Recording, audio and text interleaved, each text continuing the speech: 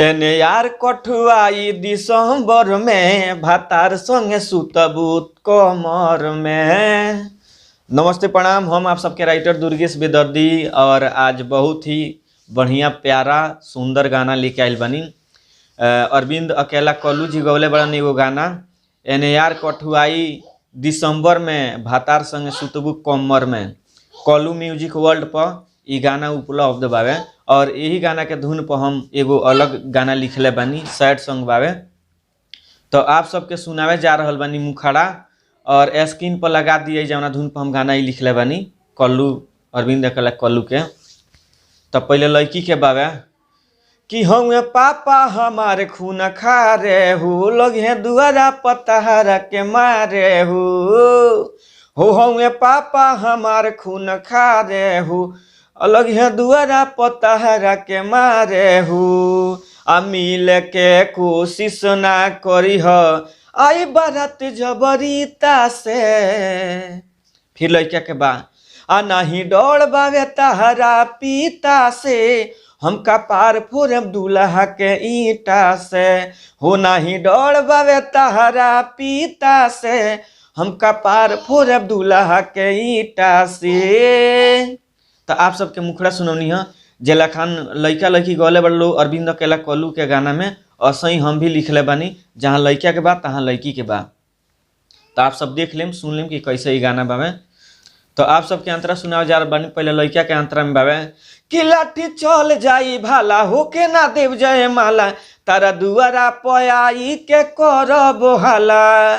फिर लड़की के बाद कि जनी ऐसन रहू न करी हो, हमारा चक्कर में आके न मरी हो। आ घर के लोगवा कहतावे लागल जोड़ी राम सीता के।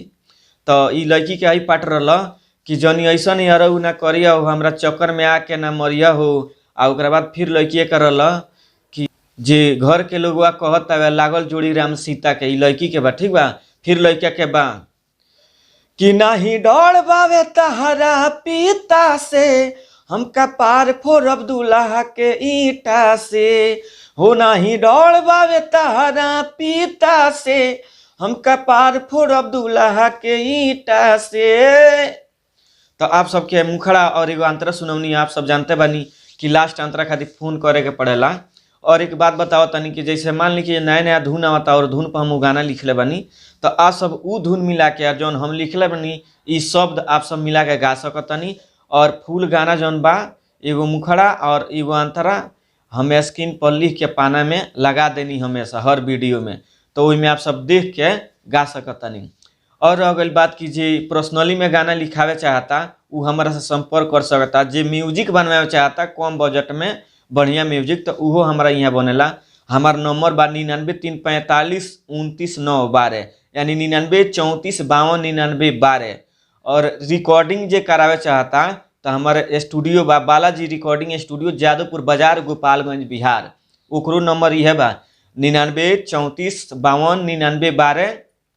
और लास्ट अंतरा खातिर आप सब हमारा नंबर पर कॉल कर सकतनी। हम व्हाट्सएप के द्वारा गाना लिख के आप सबके लगे भेज सकतनी। और जौन भी कार्य बा भोजपुरी में गाना बजाना से, तो आप सब हर चीज़ खातिर संपर्क कर सकतनी।